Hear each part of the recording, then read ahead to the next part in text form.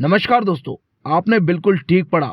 आज के इस एपिसोड में मैं आपको बताऊंगा गौरव आर्य के हाल ही में दिए इंटरव्यू के बारे में।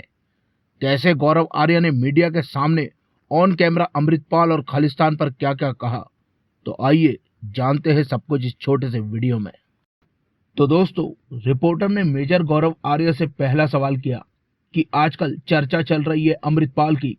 अमृतपाल कैसे इतने दिनों से पुलिस से बचकर भाग रहा है और हाल ही में उसके सरेंडर करने की खबरें भी सामने आ रही है। तो आखिर ये मामला क्या है। इस पर मेजर गौरव आर्य ने साफ कहा कि देखिए, अमृतपाल को राजनीतिक शय मिली हुई है, क्योंकि जो लोग इसे शय दे रहे हैं वो जानते हैं कि अगर अमृतपाल सिंह पकड़ में आया तो उन सबके नाम ले लेगा जिन लोगों ने इसको शय दे रखी है। इसके आगे उन्होंने ये भी कहा कि अमृतपाल की जड़ें बहुत गहरी है, यह कुछ राजनीतिक लोगों के लिए असेट की तरह काम कर रहा था। इसी बीच इंटरव्यू में रिपोर्टर ने दूसरा सवाल करते हुए मेजर गौरव आर्य से पूछा कि आप ये कहना चाह रहे हैं कि पॉलिटिकल बेनिफिट के लिए अमृतपाल सिंह को बनाया गया है। इसके जवाब में मेजर गौरव आर्य ने कहा कि हाँ, यह सच है। उन्होंने जीबीएस सिद्धू की लिखी किताब द खालिस्तान का हवाला देते हुए कहा कि उस किताब में लिखा गया है कि 1985 में भी भिंडरावाले को ऐसे ही खड़ा किया गया था। माहौल बनाकर चुनाव जीतने की कोशिश की गई थी रूलिंग पार्टी द्वारा। यह जो सब हो रहा है यह डर्टी पॉलिटिक्स के चलते हो रहा है। This is all politics.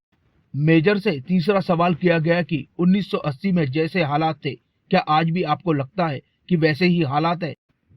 इस पर मेजर गौरव आर्य ने कहा कि नहीं, सिचुएशन सेम तो नहीं है, बट उसी तरह का माहौल खतरनाक बनाने की कोशिश की जा रही है। लोगों में गलत भावनाएं डाली जा रही है।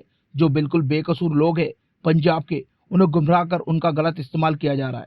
मेजर आर्य ने कुछ पंजाबी सिंगर्स पर भी तंज कसा और कहा कि कुछ सिंगर्स ऐसे हैं जो गाने के थ्रू गलत बातें फैलाते हैं। उन्होंने जैजी बी नाम के मशहूर सिंगर पर भी कहा कि जैजी बी के कुछ स्टेटमेंट ऐसे हैं जिससे लगता है कि वह नॉन खालिस्तानी की कैटेगरी में आता है। वो भिंडरावाले को अपना भगवान मानता है। मेजर आर्य ने इस इंटरव्यू में बॉलीवुड एक्ट्रेस कंगना रनौत पर भी कहा।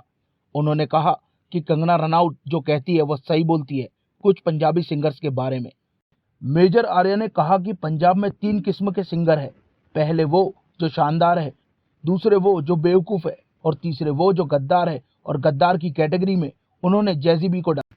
रिपोर्टर ने मेजर गौरव आर्य से अमृतपाल पर एक्शन के बारे में सवाल किया तो उनका जवाब था कि देखिए, इस सवाल का जवाब फिलहाल तो किसी के पास नहीं है, लेकिन उन्होंने कहा कि अगर गैस करने की बात है तो हो सकता है उसके साथ 4 बातें हो सकती हैं।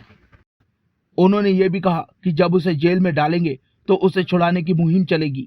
उस पर 100 केसेस कोर्ट में चलेंगे, बसें हाईजैक होंगी, प्लेन हाईजैक होंगे और कुछ ना कुछ ड्रामा कर उसको बाहर निकालने की कोशिशें होंगी। मेजर आर्य ने कहा कि आज हमें पंजाब की यूथ कम्युनिटी को समझने की ज़रूरत है, उन्हें सही राह दिखाने की ज़रूरत है और उनसे बात करने की ज़रूरत है। रिपोर्टर ने इस मामले में आगे बढ़ते हुए गैंगस्टर लॉरेंस बिश्नोई के बारे में भी उनसे सवाल किए और कहा कि आजकल एक और नाम चर्चा में है, लॉरेंस बिश्नोई का। तो आप इस बारे में क्या कहेंगे। इस पर मेजर गौरव आर्य ने बेबाकी से कहा कि खालिस्तानी लॉरेंस बिश्नोई से बहुत डरते हैं। उसका कारण यह है कि जो फॉरेन में रह रहे खालिस्तानी, उन सबके रिश्तेदार पंजाब में ही रहते हैं और वो जानते हैं कि लॉरेंस के पास अपनी पूरी फौज है, इसलिए खालिस्तानी लॉरेंस से खौफसदा रहते हैं।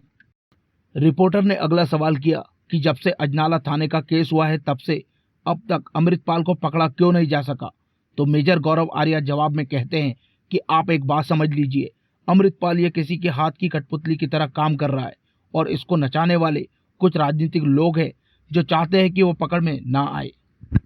उन्होंने इस इंटरव्यू में आगे बढ़ते हुए ये भी कहा कि अमृतपाल सिंह तो एक मामूली ट्रक ड्राइवर था दुबई में, अचानक यहाँ आके वो बड़े बड़े काफिले में घूमने लगा। ऐसे सब इतनी जल्दी मुमकिन नहीं हो सकेगा, क्योंकि सियासत के कुछ लोग इसका साथ दे रहे थे और इन्हीं लोगों ने अमृतपाल को खड़ा किया और माहौल बनाने के लिए कोशिश की गई। नहीं तो सोचने वाली बात यह है कि जब दुबई से यहाँ आया था तब इसके पास इतने हथियारबंद लोग कहाँ से आ गए और क्यों इसको पुलिस ने सिक्योरिटी दे रखी थी, पहले यह सोचने की बात है। अंत में रिपोर्टर ने आखिरी सवाल किया कि आपको क्या लगता है, क्या अमृतपाल कभी पकड़ में आ सकेगा।